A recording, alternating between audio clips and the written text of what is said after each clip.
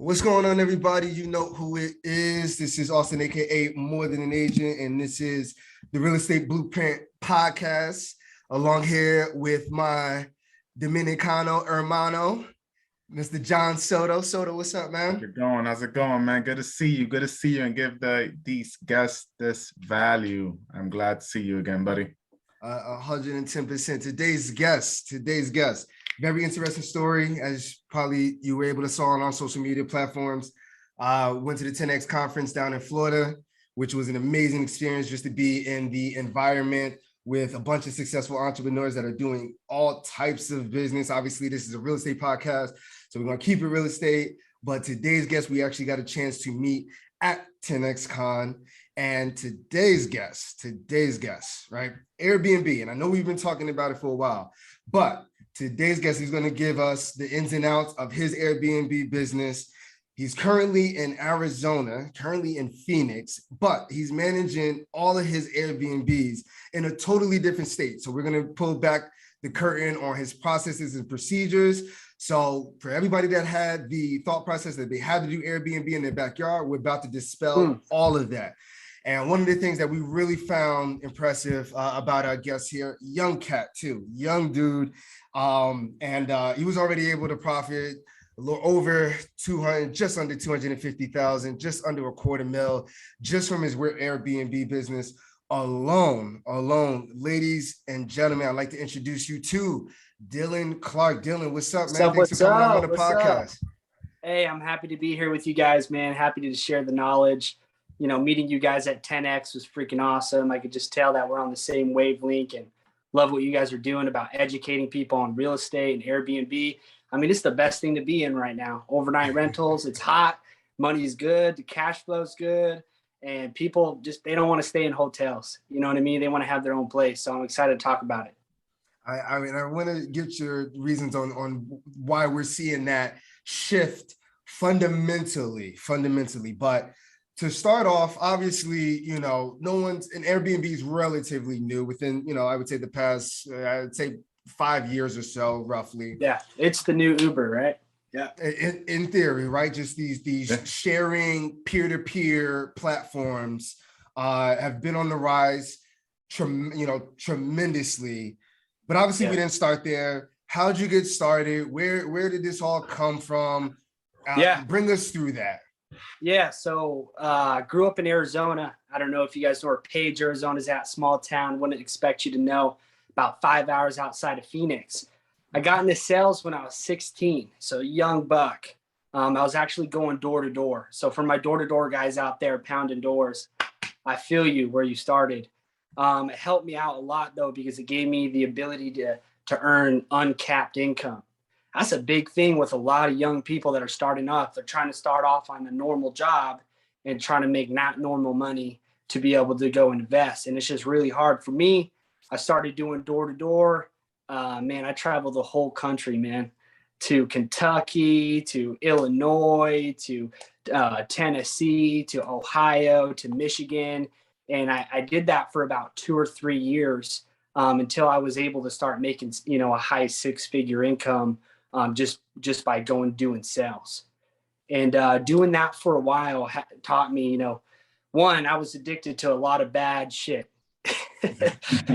Being so young and having money in my pocket, I was addicted to drugs. I was addicted to sex. I was addicted to a lot of bad things. And, for me, I had to figure out, what was I going to do to keep myself occupied outside of work. And I just noticed I was spending all my money on the wrong things. And, buying a nice car, flexing with that car, that car didn't make me no money. And then I met a couple mentors, and those mentors taught me, hey, you're so talented in sales, which is great because you're able to go have this cash cow vehicle that can go fund deals for you. And you need to start putting your money to work for you. And that just got me, I read Rich Dad, Poor Dad, the book. That really sunk into me too. Come from a very humble, poor family. And, there's one bad mofo in your family that can change everything. It can really spark that generational wealth for the rest of your name, for the rest of your legacy. And that really hit home for me too. So I was like, man, there's no better thing to invest into than real estate. It's just, I looked at all the investments I could do over time, the stock market, internet, online businesses. I looked at all the risk and I said, you know, what's almost the safest thing that I can get into to protect my money and grow my money over time. And, you know, what I found the last 50 years, last 100 years, real estate just, you know, hasn't really proved a lot of people wrong. It's always went up. It's always cash flowed. I mean, we always have our downturns, but when you look at it over time, it's always went up and it's always been in your favor. And it's been one of the best investments that you can make being, you know, an American citizen for sure. The nice thing about that is I started to focus on that, you know, I had to be able to qualify for these deals and I had to be able to have good credit and I had to be able to have a good income to debt ratio. So, but originally starting off with sales to be able to fund these to eventually get into real estate was how I got started. Awesome. Always like when you were first going, did you have the mindset of going into straight like rental properties in general, or did you go in with the mindset of, you know, Airbnb to start? Like, I'm looking for these deals because I want to do Airbnb, or rentals, and then you wind up going into Airbnbs? Yeah, I mean, I didn't quite know exactly what I was going to do yet. My main focus was making sure I had enough money where I could invest. So I had this account called, you know, the investment account. And my goal was to put 100 grand in there. It was like, hey, you know what? I'm just going to grind. I'm going to keep my head down. I'm going to keep doing what I need to do. And once that account reaches 100 grand, then I'm going to go figure it out. Right. Then I'm going to go figure it out. Right. And once that happened, you know, I started reaching out to mentors, man. And one of the mentors that I had was a guy named Jay. And he just bought his first overnight rental property. And man, he'd call me every day bragging about it. Bro, I'm getting bookings. I'm killing it. I haven't paid my mortgage once. And I'm like, wait, what? I'm like, you haven't paid your mortgage one time since you didn't? He's like, no, it's been cash flowing since day one. And I was like, this is crazy, because when you're looking at a traditional rental, I mean, you might be able to make $1,000 a month off it. But, you know, a lot of people can't afford rent, you know, and I didn't want to be in that position. And not only that, my boy Jay started this business of overnight rental in the pandemic, and he was killing it. I was like, man, if it's surviving through this and you're doing good, I don't see how this could ever change. Plus, he was making $4,000 to $5,000 a month cash flow on one property, which if you do a long-term rental, I mean, it's just nearly impossible to get those numbers. So that attracted me a lot. And that's why I kind of went to the you know, the short-term rental instead of the long-term rental, was because of how much more money you could make monthly on that. Gotcha. You mentioned a lot of great gems. One thing that caught on to me was the mentorship part. A lot of people steer away from mentorship. What made you stick to it, listen, and take action? Yeah, I mean, growing up, I thought I knew everything, man. And that's you know, shit, man. That's the hardest lesson you got to learn, is sometimes you just shut your mouth and turn your ears on, because other people know more, you know, and you can learn from others. For me, I just wanted to manage my risk factor. It wasn't necessarily that I wanted to take somebody else's recipe and do exactly what they did, because I didn't. But I wanted to hear somebody that's went through what I was about to go through. You know, they've already looked at markets. They already have an overnight rental. They already dealing with guests. You know, they're a super host on Airbnb, which is like something that you really want to be, because it sets you apart from everybody else. And he was already being successful. So I wanted to find somebody that, you know, could see things that I necessarily couldn't see yet, being so brand new and not doing it yet. So I can kind of get that jump start and not have to run into all the problems necessarily that he did, because I can learn from his mistakes. That's what made me want to find a mentor. Is, you know, I wanted a shortcut. I wanted to get there quicker. I didn't want to run into as many shitty days.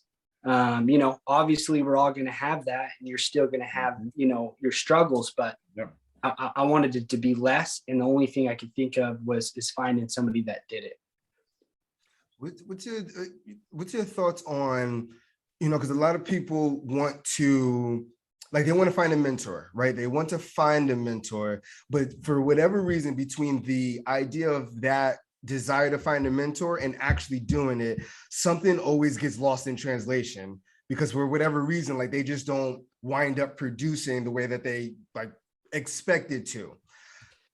Yeah. What are some steps that, because, and the reason why I say this is because people have a negative connotation towards paying for mentorship, Yeah. right? Paying for courses, paying to get in those rooms. Yeah. What, like, was there anything different? Like, did you just go out and start asking people? Like, what do you recommend people do to, if they don't want to pay? What do you recommend people do in order to, start rubbing elbows with the people that can point them in the right direction? Yeah, I mean, for me, it was in my career, and I was lucky. But I'm gonna answer that for the people that don't have that and what they should do, what I think. But for me, I was in sales, and if my boss isn't killing it, and he ain't investing, and he ain't a millionaire, then why the freak are you working there, bro? Right. So I was like, well, I need to go find a job where somebody's killing it, where, hey, I could start working there and then eventually build a relationship with my boss to the point where it's like, hey, would you help me go figure out how to go do my first deal? And that's what I did with me, is I found it within my workspace. If you're working at Walmart, it's going to be hard to go find a mentor there. But if you're working at a corporation, then, there's probably people at that corporation that invest and that wouldn't mind, showing you how to do it. So I was able to do it, and I was able not have to pay for it because I just kept bugging the shit out of this guy. Right. I just kept asking him questions. But again, he was bragging towards me. He was the guy that walked in the office. I was like, check out my Air Bnb, check out how much money I made. He was bragging about it. So he wanted people to ask him questions. But if you're not in that scenario and you're not in that situation, then you need to put yourself in the room that people are doing that in. And that's 10X Growth Conference. I hate to promote Grant Cardone on this, but goddamn, the reason why we were all there and we all met, that's why we really went there. Was it to hear the guys on stage? Sure. But it was mainly to get networking.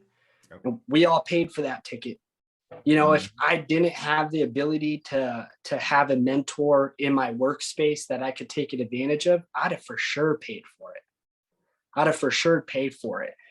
Because, again, you paying for the knowledge to not make as many mistakes as doing it on your own is going to pay you back tenfold. And it's hard to understand that, but people just got to educate themselves, and you got to take risks. The world favorites risk takers. They don't favorite people playing it safe.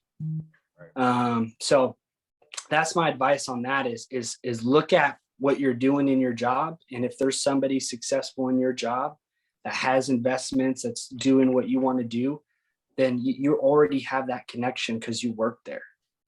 For sure, man. So talk to us about, you're in Arizona.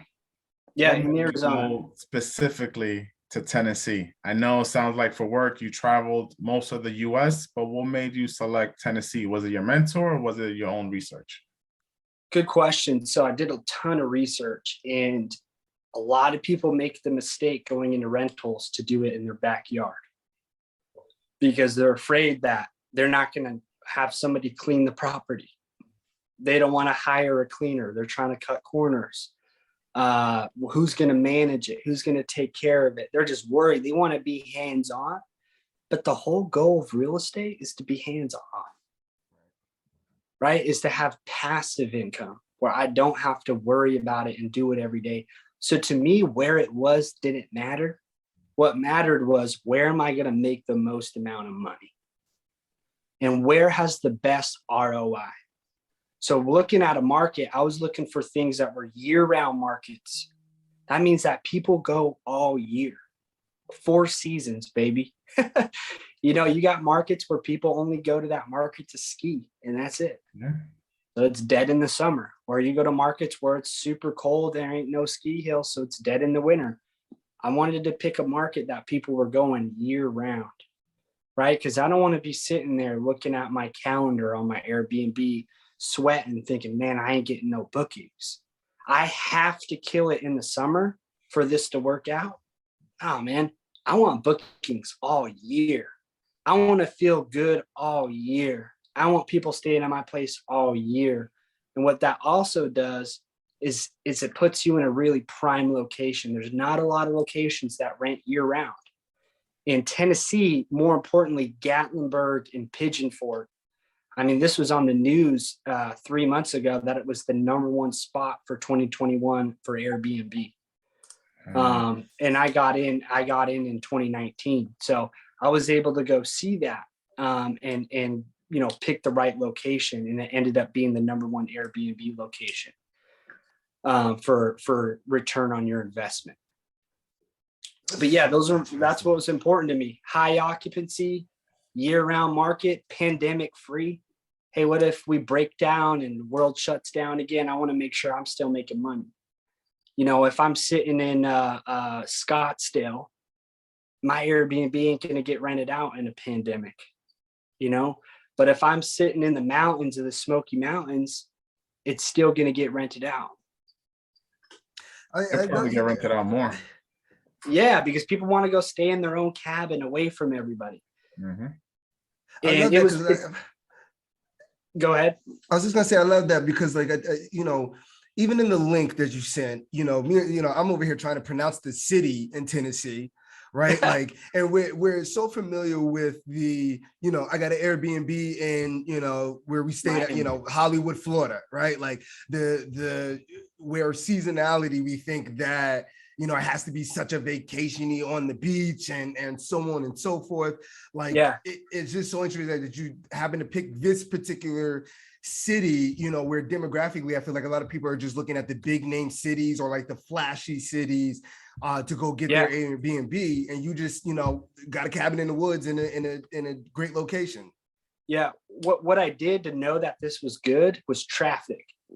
So when I found out, hey, the Smoky Mountains is the most visited national park in America. It's the #1 visited national park. A lot of people don't know that. There's like 12 million people that go there every year to visit this place. And then there's only 6,000 cabins. So what does that turn into? Fully booked all the time. Supply and demand. Supply and demand. There's a ton of people going to this place. And what do they all want to do? They don't want to stay in a hotel. They want to stay in the woods in a cabin, and there's not that many cabins. So that's why it's always so booked so much all the time, and you don't got to worry about it. That's why I'll be lucky if I got 1 day available in the month. I'm talking we're 99.9% booked every single month, and we're priced high. And it's because of that. There's a lot more people coming than there's places to stay. If you look at Florida, you look at Orlando, man, there are so many rentals there.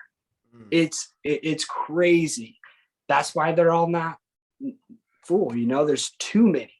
There's a lot of people going there, but there's so many hotels, so many rentals, so much land for people to stay. In the Smoky Mountains, you can only build so much.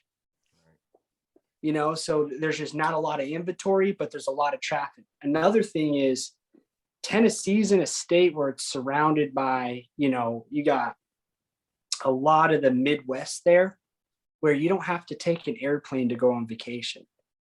If you and the kids want to go on vacation, they're just going to load up their car. They're going to drive 5 to 6 hours away up to Gatlinburg and to rent a cabin out for the weekend. And that means it is easier to travel there. You don't have to spend plane tickets and rental cars and all this stuff, which means that they have more money to spend on your place. Right. And that's why you're able to book so high. I love it. It's so funny like that. Like it dispels, right? Because it was the first, I'm gonna throw Jonathan under the bus, right? Because Jonathan was bragging to me about how much he was making off his Airbnb, and we're not even in like we're in a very, very large like metro area, right? We're 20 minutes outside of the largest city in America, being New York, right? So we knew we're in a great city, but he was starting to show me like how much he was making off the Airbnb, bragging it and putting it in my face. And at that point, like I was just like, I gotta try this because like clearly, like there's some type of demand, and he's making more like on that individual unit than I am, with just a regular, say, cash paying tenant or or Section 8 tenant or so on and so forth. And he's diversified his portfolio where like a small percentage out of the total portfolio has now started to be Airbnb, but he's killing it, starting to like show the signs of it. And I think that's so I think that's so amazing. So one thing that I want to talk about, and then Jonathan can take over. All right, so first deal, finance, because normally, right, and we're gonna make this a Grant Cardone kind of theme podcast because of the strength. Got my badge right there in the back still, but it's so funny that like in those particular case, okay, so making it, Grant Cardone theme, right? He's like no single families, right? Like no single families, always multi. I mean, like, and he tries to like throw us under the bus too, because like, we're doing 3 units and 4 units and so on and so forth. And he's like, that's not big enough. It's like 16 minimum. It's like, whoa, we're, one step at a time. But like you're doing this over single families. Talk to us about how you found the first property, how you financed it, what type of loan that you used, and talk about like, getting it up and running. Yeah. So for sure, you got to use loans. There's such thing as good debt.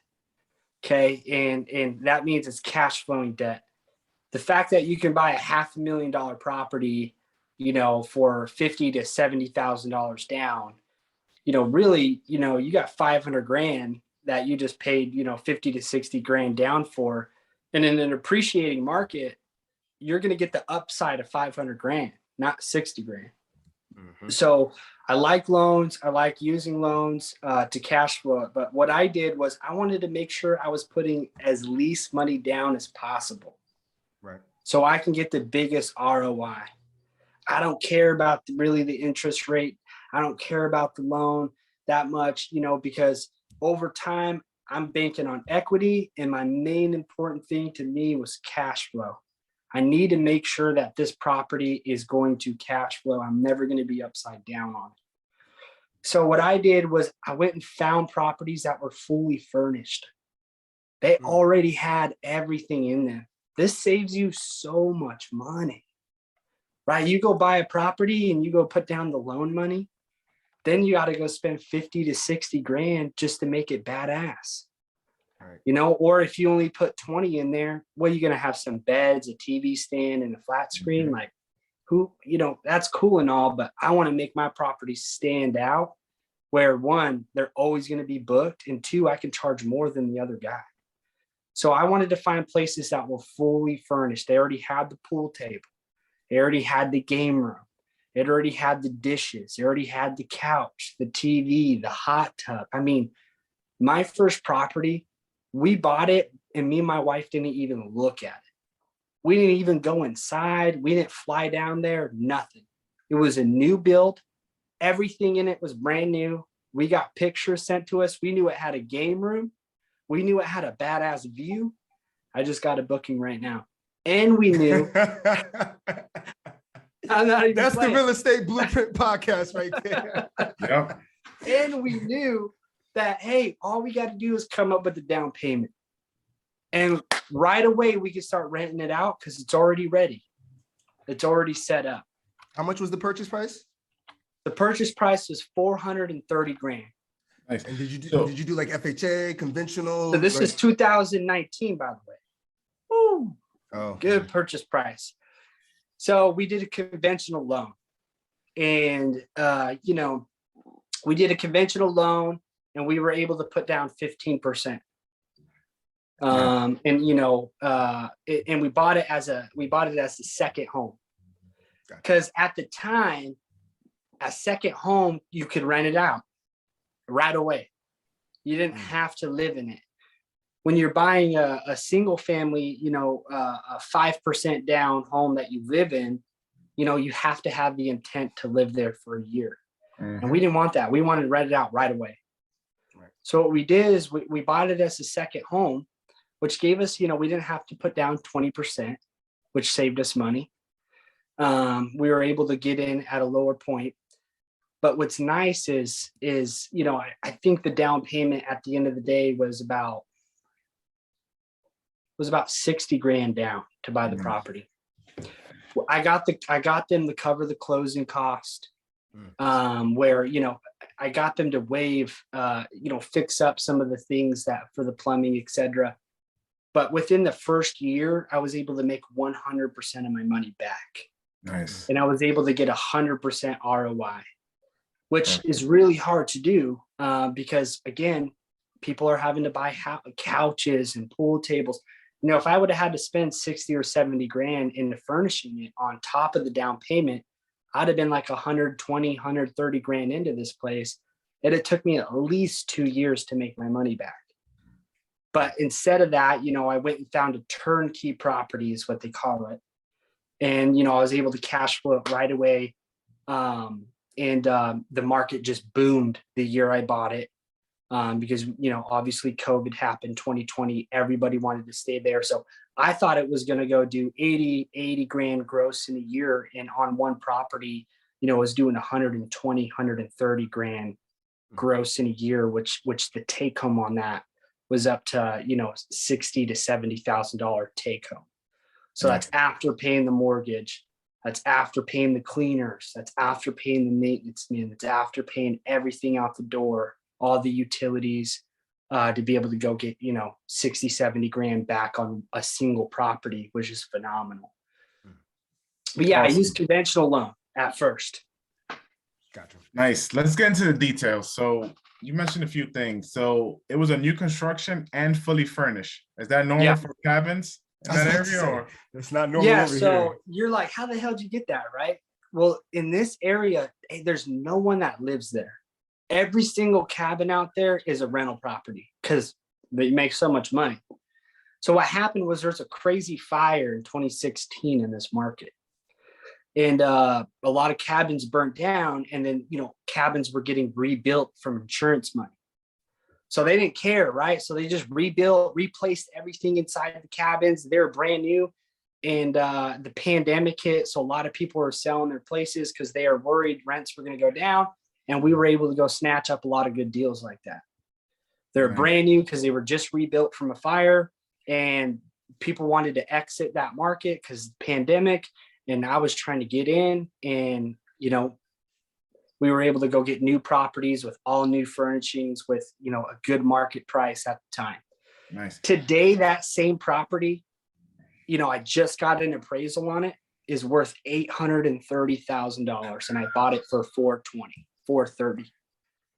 So it's more than doubled. I've cash flowed over 100K, after paying myself back on the property.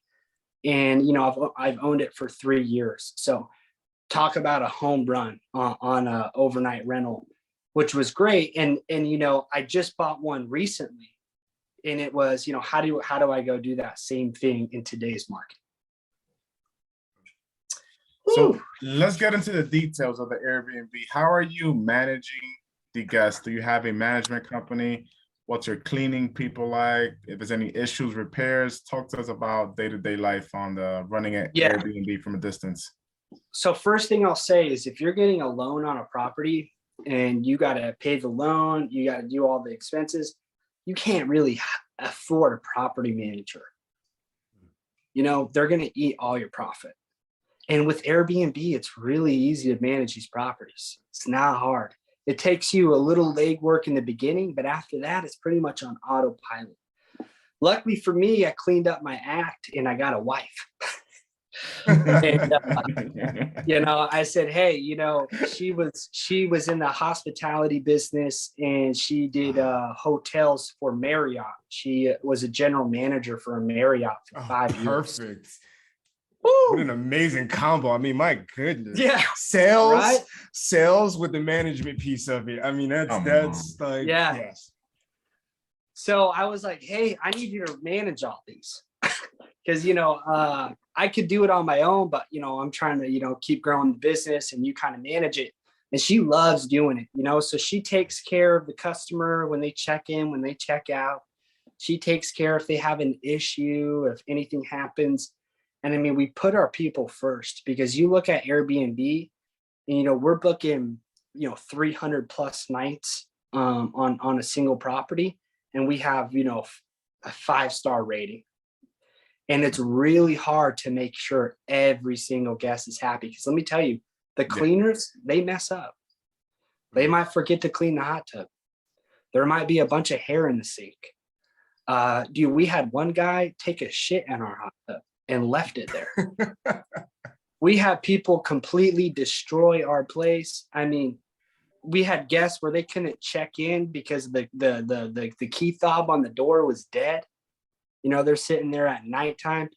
One time we had a bear break into our whoever was staying there's car and just shred the entire car because they left a chocolate bar in there. And we've always had 5-star.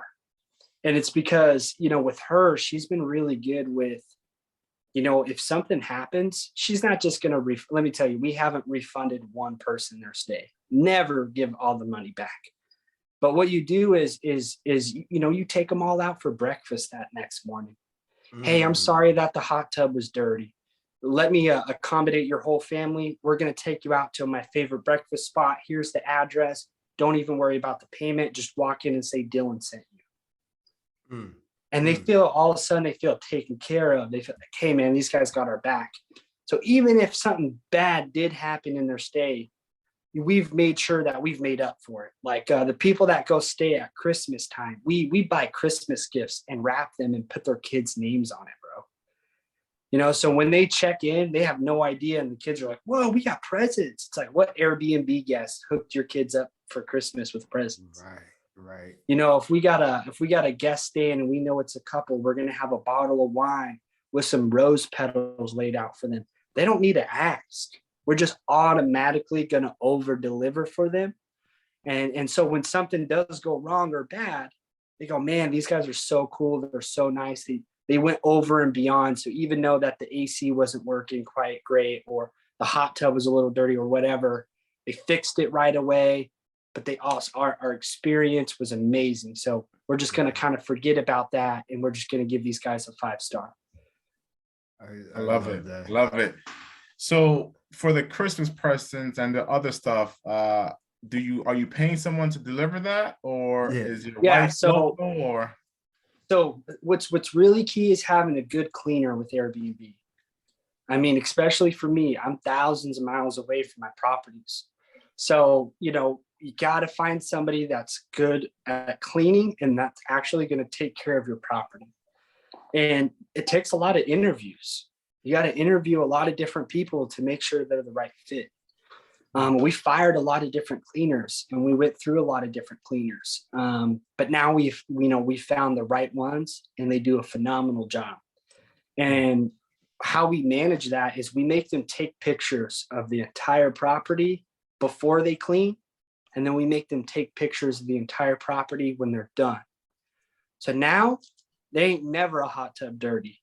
Right. There ain't never food left in the fridge. There's nothing like that because, they have to keep themselves accountable and they have to take pictures to show us they did their job. Right. Even when it comes down to folding the bed and whatever it is, they take pictures of every room. So after every checkout, we get these pictures uploaded to our portal that we made, and we can see that our properties are being taken care of. The pictures are submitted. Everything looks good. And it's kind of on autopilot where we don't have to call the cleaner and be like, hey, was it bad? Did you get everything done? And always checking on them. Instead, it's like, hey, make sure you upload the pictures after every clean and you won't get a call from me. And that's been a huge difference in terms of making sure our place is good and is staying good. Systems are everything, and obviously that's what, especially when you're thousands of miles away, like you said. And that's it would have been the only way for you to actually go into your role, right, as CEO, sales, and growing the portfolio. Two-part question: what's the portfolio looking like now? Which, by the way, I'm gonna throw something else out there. And we'll put the link in the show notes and in the comment section and everything like that. Dude built a golf course in the back of one of, is it one of the Airbnb, or is it all is it one of them? So it's one of our properties. That's one of the things that we did to stand out was we built an entire mini golf course just for our guests. I mean, it's 9 holes. It's got obstacles. It's got jumps. I have people hit me up every day asking who built this, who did this for you, and I ain't telling nobody because I don't want everybody else to have it. Right? It was one of those things that I need to stand out. That golf course cost me $15,000 to build, and it will probably get me an extra 40 grand worth of bookings every year. Easy. That's a good investment right there. I was about to book myself just for the golf course. Yeah, I mean, we get it all the time. My kids loved your golf course. It was the number one reason we booked your place. I think when a family goes on vacation, what's the most typical thing they can all do together? Watch a movie, play mini golf, go karting, go bowling. Right. So I just picked one of those things, and that same property has a movie theater room in it too. So it's like, hey, if you want to go on vacation, you don't even got to leave the property. You could just have a blast too. I love it. So what's the portfolio like now? And yeah, what's the portfolio looking like now? Yeah, so I love my portfolio because I come from nothing. I gotta really say that, because if you're listening to this podcast and you're like, I'm trying to invest and I'm trying to get there, like, you really can't get there starting from ground zero. I had terrible credit. I had terrible everything. But now the portfolio is I own over $2 million worth of real estate. We manage, 3 Airbnbs full time. We're about to add a 4th one. We are doing, over $300,000 to $400,000 in stocks. We have a $1.2 million e-com business online, and in smaller investments within like the metaverse and NFTs and crypto and things like that. Really try to diversify as much as possible. And the next thing that I'm going to be doing with real estate specifically is I'm going to start diversifying into multifamily units, because Grant Cardone, he's right? Like, it is good to have multiple multifamily units. The reason why I started with overnight rentals because I can make way more money. Right. These properties are cash flowing 10, 20, 30 times as much as a long-term rental. So I needed that to go fund all the other deals. And to use all that capital, to use all that money to go fund the long-term rental deals that we're going to do. And those are just to be diversified. I like buying stuff that's fun, man. Yeah. Me and my wife, our goal was, hey, let's have a badass property in every location we like to go on vacation. Yeah. So eventually it's, hey, where do you want to go this weekend? You want to go to Miami? You want to go to the mountains in a cabin? You want to go to Orlando? You want to go to the Florida Keys? You want to go to Hawaii? I mean, we got Airbnbs everywhere. Where you want to go, we can block off some dates and be there in a couple hours. And but we started in Gatlinburg because obviously we need to make the most amount of money on our first few deals. Mm-hmm. All right, so this is a perfect segue to next. What is next for you? I know you mentioned you started from nothing. So what is next for you? Yeah, I mean, dude. Is that another booking? Is that another booking? Is that the thing? Is that another booking? They come in like hotcakes. Oh, so that's what's next for you. Okay, another booking. Yeah, that's right. No, what's next for me, man, is I really want to go show other people how to do it. And I started a startup, founder and CEO of Clark's Cribs LLC. And it's a management company. So we manage other people's Airbnbs for them. So, you know, we're going to ensure that you get high occupancy. We're going to ensure that you get the most out of your bookings. We're going to manage the cleaners. We're going to do everything for you. But what got me thinking was, you know, that's great and all, but, you know, I wanted to actually help people get into Airbnbs, not just manage it for them. So we started something called Clark University, where what that is, you know, I started to think that, hey, not everybody is in the position to buy an Airbnb. You know, they don't have the debt to income ratio. They don't have the credit. They don't have the down payment. They don't know how to save their money. You know, I mean, we're talking about a young generation that is full with renters. They don't own anything. They rent their car. They rent their house. They rent their iPhone. If they could, they rent their girlfriend, you know, and, you know, it is terrible. But at the same time, they got to own something. So I wanted to create a program that teaches them how to save their money, how to fix their credit, how to learn what debt to income ratio is, what to qualify on their taxes, how much taxes to pay so they have buying power, so they can get a loan, so they can qualify for deals. And pretty much what we do is we build a roadmap for you based off of your income and based off of your job. We go build out a roadmap of everything that you need to do so you can be in the position to buy your first real estate property. And we follow that up with an accountability calendar. So every single week I have an agent calling the client saying, hey, did you pay off that debt? Hey, did you put money away for this? Hey, are you doing this? Are you doing that? Because as long as you keep on track and as long as you keep doing these things, in 6 months from now, you're going to be able to go buy your first real estate property. So we really want to go help because, you know, I think if I can help you get to the position where you can buy something, then what's the next thing you're going to want to do? You're going to want my help on buying that, right? And then you're going to want my help on managing the property. So it just rolls into the next program, which rolls into the next program, which rolls into the next program, which eventually, you know, we have a huge university of students that are learning how to invest, and they're investing with us and they're letting us manage their investments for them. Nice. You know, the difference between me and a Grant Cardone is he wants you to invest into his deal, right? Mm-hmm. Hey, invest into my deal. I want you to sounded like him. That sounded just like him. Yeah. I want you to invest into your own deal. I don't want to own it. You need to own 100% of it, or you really ain't going to make a lot of money. So instead of convincing somebody to invest into my portfolio, I'm trying to teach you so you can have your own portfolio and you can own 100% of your investments. I love it, man. That's amazing. Before we start our descent here and we'll go into the core four. John, did you have any questions? No, I'm good. I was getting ready for the core four myself. That works, man. So we'll jump into the core four. There's a lot of we'll put it like this. One question, just, you know, for an action item. What's one thing that everyone listening right now over the course of the next month, what's one thing that they can do to start that train to get in their first Airbnb, or you know, getting ready to purchase the next one?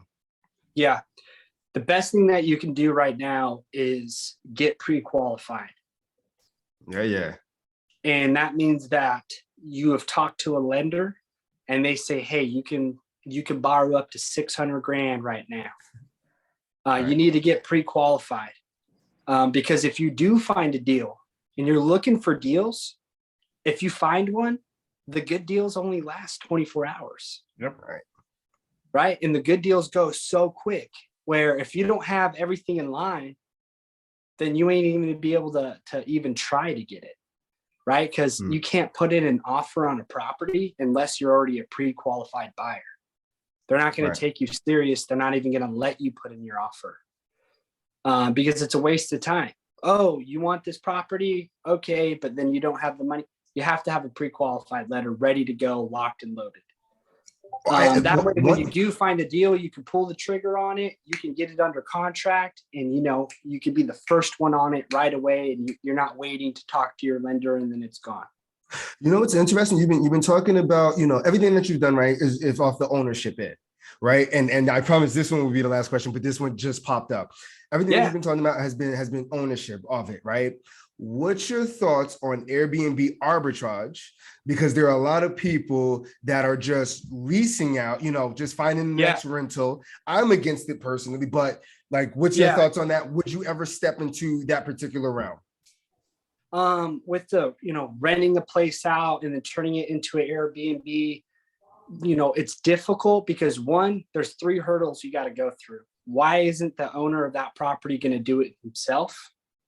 Because he might see you come in, he might see you be making all this money on his property, and then he might be like, well, shit, I could just kick this guy out and do it myself.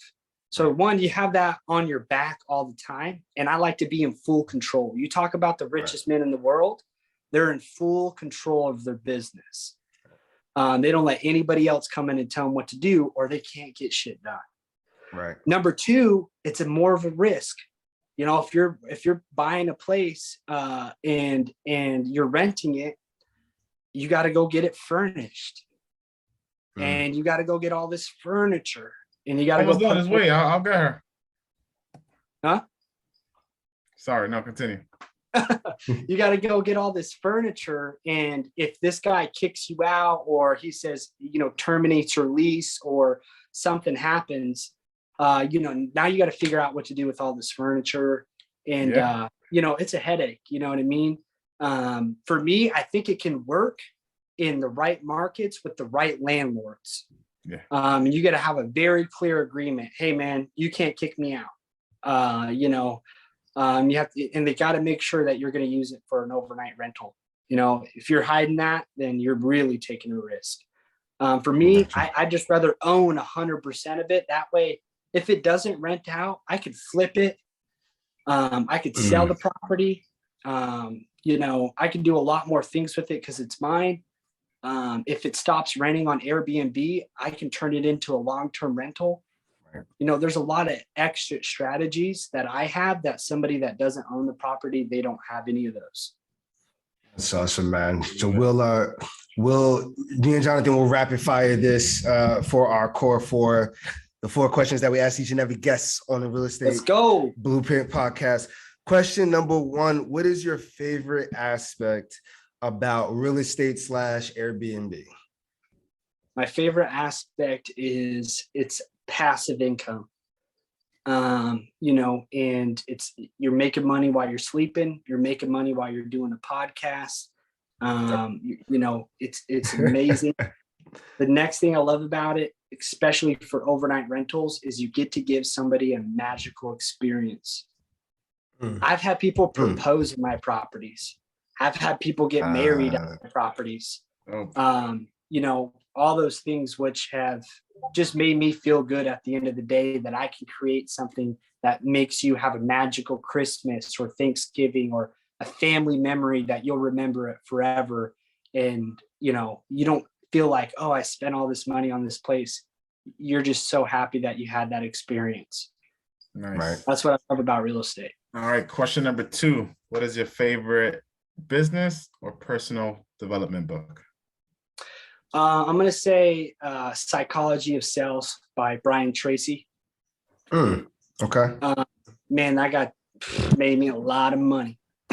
Okay. I always ask these questions selfishly because then I start adding it to the Amazon cart. Yep. Brian Tracy, Psychology of Sales. And the second book I would say is Atomic Habits. Oh, I love Atomic. Yeah, that's a good one. Yeah. That's a good one. I love the question number 3. When you're not out building these $1 million businesses, $1 million portfolios, expanding the business, helping these individuals have a magical experience, what are the fun things that you like to do in your spare time? Yeah. So what I like to do in my spare time, I like to spend money. Let's call it. I like to spend that hard work money, but more importantly, I like to travel. Me and my wife have been to Thailand. We've been to Dominican Republic, Hawaii, Mexico, Represent. Bahamas, Florida. I mean, you only got so many summers, and I'm trying to see all the beaches I can. And that's why I love real estate. It's so passive, where I could be on vacation and I could still be managing all my businesses and portfolios from a laptop. And travel is really big for us, and that's what we love to spend our money on, for sure. Oh, dope. All right, last question. Where can people find you? Where can people find the programs you have to offer and the university? Yeah, so follow us on Instagram, Clark's Cribs, for real estate and for the programs to take to help you start investing. And then my personal page is called The Clark Way. So it's called The Clark Way. We're going to have a website launching soon on that. If you look at the bio on Instagram as well, it has links to some of my properties you can check out. That's the best place to find me right now. That's amazing, man. I will leave this. If there was anything that we didn't ask you, or anything that you wanted to leave the listeners with, you have the total floor. Yeah. Last thing that I'll say is the best thing that you can do is get into sales to start investing. I'm telling you, if you look at the pest control salesman, the solar salesman, the security salesman, they have no education, they have no degree, and they're able to go make $200,000 to $300,000 within 4 months, a summer. And that's just grinding and hitting the doors and selling products. And I'm a part equity holder at a solar company, and that's what's funded a lot of my deals, and a lot of my students' deals that they're doing is from sales. So I highly recommend getting a sales job so you can have the capital to start investing. I really love it, man. I agree. I love it. That is, we'll put it like this. For everyone that's listening, you're hearing it directly from the horse's mouth. Obviously, in this particular case, just getting into a position where you can, one, grow your income, not so much, have a cap, or at least if even got, if it's a high paying job, just something that gets the income coming in. And then that opens up, the door for plenty of opportunities, however you want to expand. You're hearing it directly from the horse's mouth, who's built a very, very respectable Airbnb empire. And I'm pretty sure he's not going to stop there. And things are going to keep moving, and profits are going to keep increasing. And we're just here for it all. So in that particular case, be sure to check them out. Be sure to follow me and Jonathan as well. Ladies and gentlemen, this is the Real Estate Blueprint Podcast. Dylan, thank you for taking the opportunity to come out. I was gonna say, and respectfully, I know you're busy, without a doubt, but at the same time, I almost want to take that away from you, because clearly you're running everything from your laptop. It's on autopilot. You're doing your thing. You bought back the time for yourself, and I'm here for it. But we know that you're a busy man. Just if you're not working, you're actively thinking about ideas on what to go next. So we greatly appreciate you taking the time, without a doubt. And for all the listeners, this is the Real Estate Blueprint Podcast, signing off.